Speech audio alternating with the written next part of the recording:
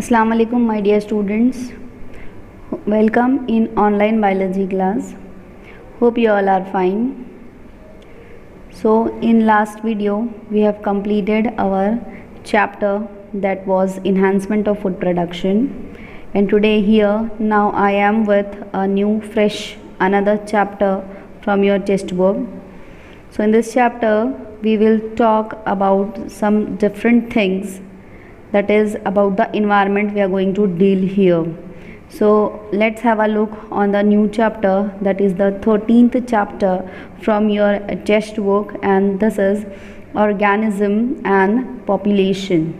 So this organism and population chapter is totally based on environmental studies. What are the different factors that are present in the environment, how they are interrelated with each other, and how it is infecting or affecting the human life. So all that things we are going to study in this chapter.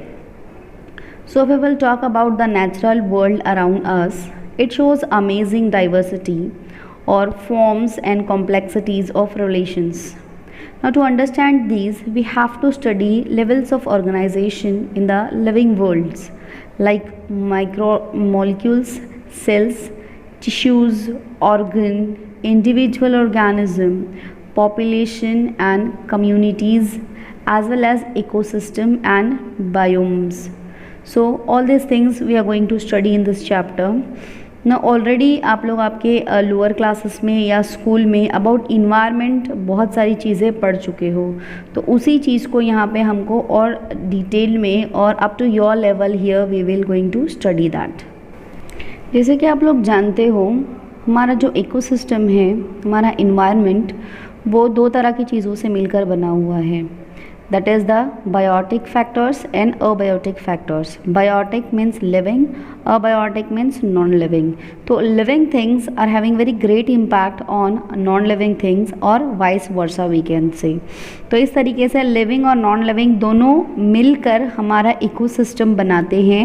And this ecosystem actually अगर हम लोग ecosystem की बात करेंगे, so this ecosystem defined, it is an defined area in which a community lives with interactions taking place among the organism between the community and its non-living physical environment. जैसे कि मैंने आपको बताया कि अबायोटिक फैक्टर्स का biotic factors के ऊपर बहुत गहरा इम्पैक्ट होता है. That is the reason here we can say that they both are inter related with each other. So an ecosystem is formed by the interactions between all living and non-living things. We are taking oxygen, hence we are sustaining our life. So like that we can say that non-living factors are responsible for the life or continuation of life of biotic factors. Now here it is a branch that is called ecology. It means the study of environment. So ecology is a branch of science that is dealing with the detailed study of our environment. So about this you have already learned in your lower classes that ecology is a study of interaction among organisms and between the organisms and their physical, or we can say abiotic environment. So this term ecology is having a very great mean, we can say. The meaning of the word ecology was given by German biologist Haeckel in the year 1869. The word ecology is derived from Greek word oikos, that means house, habitat or place of living, and logos means to study. So ecology is defined as the study of interrelationship of different organisms with each other and with their environment. So it is concerned with the general principle that apply to both animals as well as plants. So all living things हम लोग यहाँ पे बात करेंगे, चाहे वो plants हो और animals हो. Ecology is a branch of science that is dealing with environment, and environment is made up of both biotic and abiotic factor. तो biotic में living में animals और plants हम दोनों include करेंगे, तो यही environment बनाते हैं. So if we will talk about organism and their environment, so environment is the surrounding where the living beings are interacting with each other. that include living and non living things around organism, जैसे कि हम लोग biotic abiotic factors की बात कर चुके हैं. So organisms obtain their food, water and oxygen from their environment, and in return they release wastes such as carbon dioxide. So there is a continual exchange between organism and their environment. अगर हम लोग plant की बात करेंगे तो plant carbon dioxide accept करते हैं, that we are releasing, we human being we are releasing carbon dioxide, है ना. हम इनहेल एक्सहेल करते वक्त जो है वो इनहेल करते हैं, ऑक्सीजन अंदर लेते हैं, एक्सहेल करते हैं, कार्बन डाइऑक्साइड हम लोग रिलीज करते हैं. तो वही कार्बन डाइऑक्साइड प्लांट्स यूटिलाइज करते हैं for their process of food preparation और फोटोसिंथेसिस हम लोग बोल सकते हैं. सेम वे में जो प्लांट रिलीज करेंगे दैट इज देयर आउटपुट होगा, या उनका प्रोडक्ट जो है वो जैसे कि रिलीज करें हम लोग ऑक्सीजन, तो same oxygen that we are utilising. तो इसी तरह से जो है वो इन्वायरमेंट से इंटरेक्शन होता है ऑर्गेनिज्म का, and that is a give and take relationship. Now here we have to see the different levels of ecological organization. Now ecological grouping of organism is nothing but ecological hierarchy. So there are 4 sequential levels with increasing complexity of ecological or the biological organizations, that is organism, populations, communities and biomes. तो इस तरह से जो है ये 4 levels यहाँ पे आ जाते हैं. It means that individual organism, then in which population it is living, and then इस तरीके से वो पूरी कम्युनिटी बनाते हैं, and that as a whole वहाँ पे जो है वो एक इकोसिस्टम बनेगा, एंड इकोसिस्टम से बायोम बनता है, एंड बायोम से बायोस्फीयर. तो इस तरीके से ये कंप्लीट इन्वायरमेंट को ये लोग जो कंसिस्ट करते हैं, तो about that here we will going to study. तो इस तरीके से जो है ऑर्गेनिजम्स, और we can say that organism is having a great impact on its population, and population मिलके कम्युनिटी बनाती है, and community that is the energy flux और साइक्लिंग ऑफ न्यूट्रिएंट्स इकोसिस्टम में होता है, एंड ग्लोबल प्रोसेस है ये जो कि एक बायोस्फीयर बनाता है. सो लाइक दैट ये कंप्लीट हायरार्कियल लेवल होता है. So first talk about the organism. It is the first or the lowest level of organization. It is an individual or single species, we can say, and any unicellular or multicellular form that exhibiting all of the characteristics of life. यहाँ पे उसको environment में रहना है, that is the dwelling place for that particular organism. Here it will complete its life cycle, and as a result वहाँ पे जो है वो उसकी characteristics features life के complete होते हैं. Then that is the organism. उसके बाद जो है वो individual के बाद वो individual organism होगा, that is a group of organism we can say. Like जैसे एक फिश है तो वो फिश एक इंडिविजुअल ऑर्गेनिज्म है. एंड अगर हम लोग पॉपुलेशन की बात करेंगे तो population is refers to the all members of one species living in a particular area. जैसे कि एक सी वाटर है, एंड सी वाटर में बहुत सारी फिशेज हैं, like that. Then we will talk about community. So community is 2 और मोर populations, मतलब कि डिफरेंट स्पीशीज. जैसे कि अगर हम लोग say we will talk about the fish, तो एक फिश, एक समंदर में अगर बहुत सारी वैरायटी के बहुत सारी स्पीशीज़ की फिश अवेलेबल है, सो they are making their community, but all are belonging to one species, different species, but they are one kind of individual, like all are fishes only. So इस तरीके से जो है वो they are forming the community. Then उसके बाद का next level आ जाता है ecosystem. So it's a group of community, we can say a community of living organism and abiotic factors. They interact with abiotic factors, then they are having a connection on it, और उसका impact जो है वो biotic factors का abiotic factors के ऊपर होता है. Like living organisms, they are sustaining, they are living inside the ecosystem, और वो लोग अबायोटिक फैक्टर्स इस्तेमाल करें जैसे कि एयर, वाटर, टेम्परेचर, यह सारी चीज़ों का हमारी लाइफ के ऊपर इम्पैक्ट होता है, लिविंग ऑर्गेनिजम्स के ऊपर इम्पैक्ट होता है. तो ये सारा मिलकर एक जो है वो इकोसिस्टम बनाते हैं. Then we will talk about biosphere. It is a collection of ecosystem. So biome constitute a large regional terrestrial unit delimited by a specific climatic zone having major vegetation zone, that is plant communities, and the associated fauna. So यहाँ पे बहुत सारे हमको जो है वो groups मिलेंगे terrestrial biomes में, that we will study. So whatever individuals they are living in the biosphere, they may be including of all the living world. सारे members जो है वो living world के होंगे, may be including biotic as well as abiotic factor that are affecting their life. तो each other they are affecting. So इस तरीके से ये completely मिलके एक biome बनाते हैं. Now to form better environment or to make a good interaction among organisms, there are certain rules. So it means that they have to follow certain rules, then only their interaction will be strong. So there are certain rules.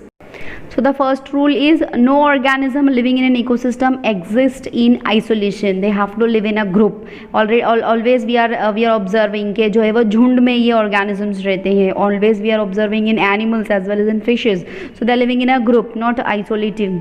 Each organism participate in a number of interactions, both with other organism and with the factors of the living environment. They have to take a part.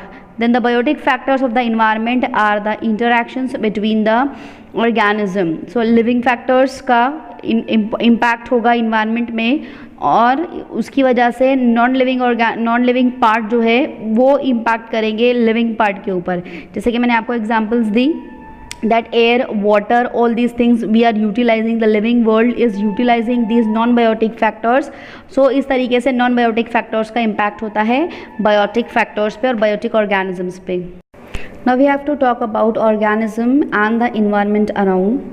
Ecology at the level of organism is basically the study of animal or plant physiology, which help us to understand how the organisms are adapted to the environment, not only for their survival but also for propagation, that means multiplication. तो इस तरीके से जो है वो ये physiological study है जिसको हम लोग बोल सकते हैं, that is the organism and environment. Now in your lower classes you might have studied about the rotation of the earth around the sun and the tilt of its axis.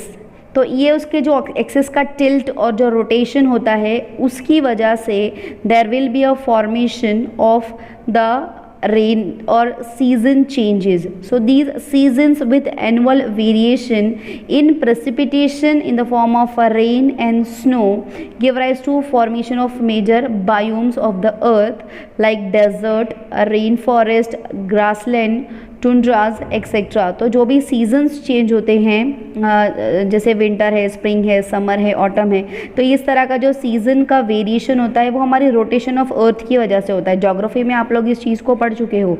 तो जो भी मतलब ये ग्रासलैंड्स का formation होता है, जैसे कि मेजर बायोम्स फॉर्म होते हैं अर्थ पे, like the desert, rain forest, grassland, tundra region etcetera. तो ये रीजनल एंड लोकल वेरिएशंस जो है within each biome lead to the formation of a variety of habitats.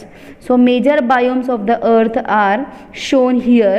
So यहाँ पे on the earth life exists even in extreme and harsh habitats like scorching desert of Rajasthan. यहाँ पे आपको पता है कि जो डेजर्ट एरिया होता है वो कैसा होता है, वहाँ पे बहुत ज़्यादा स्कैर्सिटी होती है पानी की और दूसरी चीज़ों की. तो यहाँ पे भी हमको जो है वो हैबिट्स और दूसरे तरह की लाइफ हमको अवेलेबल मिलती है. देन उसके अलावा perpetually a rain soaked forest of north eastern states as well as the high mountain tops of Himalayas. यहाँ सारी ऐसी ये जगह हैं यहाँ पे जो डिस्क्राइब की गई हैं. आप देख सकते हो यहाँ पे ये एक तरह का एक मैप का फॉर्म का आपको है, और we can say that here it is a mean annual precipitation और रेनफॉल यहाँ पे आपको इन सेंटीमीटर बताया गया है. तो इसमें आप देख सकते हो कि भले ही कितनी एडवर्स क्लाइमेटिकल कंडीशन हो, the life is existing over there, habits and habitat हमको वहाँ पे नज़र आता है. सो हियर इससे ये बात पता चलती है कि ये जो फिजिको केमिकल यानी कि अबायोटिक कंपोनेंट्स हैं, they make up the habitat of an organism, but the habitat also include biotic components. तो ये जो बायोटिक कंपोनेंट्स हैं, ये biotic components like plant, pathogen, parasites and predators of the organism, तो ये सारे मिलकर एक ऑर्गेनिज्म की एक इन्वायरमेंट को एक सक्सेसफुल हैबिटेट बनाते हैं. We can see the relationship between biotic and abiotic factors. Say both are influencing each other. Like the temperature of water will affect the survival of corals. एक example है. Then fish excrete nitrogen waste into a pond, increasing nitrate level. तो ये इस तरीके से जो abiotic factor है उसका कितना गहरा impact होता है biotic factors की life पे, और we can say on sustainability. So like that we can see the relationship between the biotic and abiotic factors. Common example अगर हम लोग लेंगे तो we won't be able to survive without the taking air inside our body, यानी जब तक हम लोग ब्रीदिंग नहीं करेंगे तब तक हम लोग नहीं हम सस्टेन कर पाएंगे. तो ऑक्सीजन ये एक नॉन लिविंग कंपोनेंट है, बट हम लिविंग ऑर्गेनिजम्स के लिए वो एक बहुत ही ज़्यादा असेंशियल कंपोनेंट है. So like that biotic and abiotic factors बहुत ज़्यादा एक दूसरे के ऊपर इम्पैक्ट करते हैं.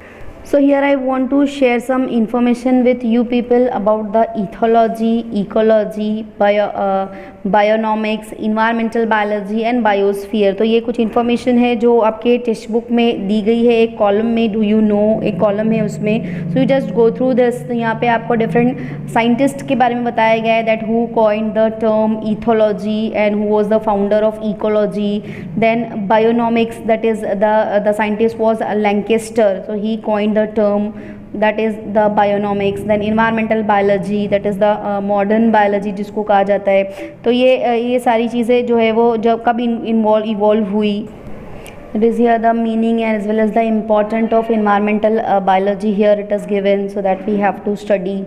So if we will talk about environmental biology, so it is the emphasis on the functional or physiological interrelationship between the organism and their surrounding.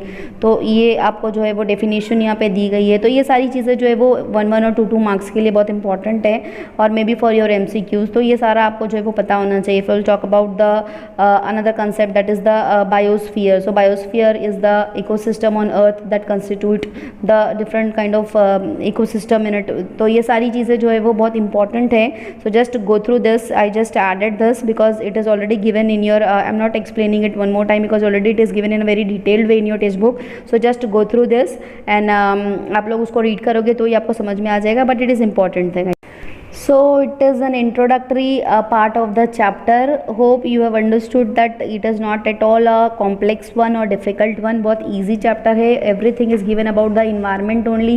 तो इंशाल्लाह हम लोग इसी तरीके से थोड़ा थोड़ा पार्ट इसका कंप्लीट करेंगे। Very simple it is. Simply जब आप इसको रीड करोगे तो ही आपको समझ में आ जाएगा कि ये बहुत आसान है। एंड वन मोर थिंग, एक और इम्पॉर्टेंट चीज़ आपको बताते चलूँ कि ये चैप्टर में कोई भी पार्ट रिड्यूस नहीं है। कंप्लीट पूरा चैप्टर ये इंक्लूडेड है आपके सिलेबस में। तो इससे ही आप अंदाज़ा लगा सकते हो कि how important it is. So marks distribution के हिसाब से भी ये चैप्टर इंपॉर्टेंट है। इसमें से बहुत सारी चीज़ें आती हैं बोर्ड पॉइंट ऑफ व्यू से। So that is the reason यहाँ पे कोई भी रिड्यूस पार्ट नहीं रखा गया है। So everything we have to study in this chapter, no reduce part at all. So like that we will complete this chapter in a short part. तो hope you have understood today's part. जो भी आज हमने explain किया बहुत easy part था वो। तो just go through the content one more time, try to understand it. Very easy it is, very simple. जब आप पढ़ोगे तो आपको समझ में आ जाएगा कि ये सारी चीज़ें बहुत सिंपल हैं। तो इंशाल्लाह ऐसे ही हम लोग जो है वो थोड़ा थोड़ा पार्ट इसमें से डिस्कस करते रहेंगे। So just you go through the content whatever we have completed. So inshallah we will meet next time with another concept, that is about next time we will talk about habitat and niche. तो उसका definition already 9th standard में आप लोग niche के बारे में पढ़ चुके हो। तो about that niche, its definition, its habitat, वो सारी चीज़ें हम लोग इंशाल्लाह पढ़ेंगे next time. Okay, so till that take care. अस्सलाम वालेकुम।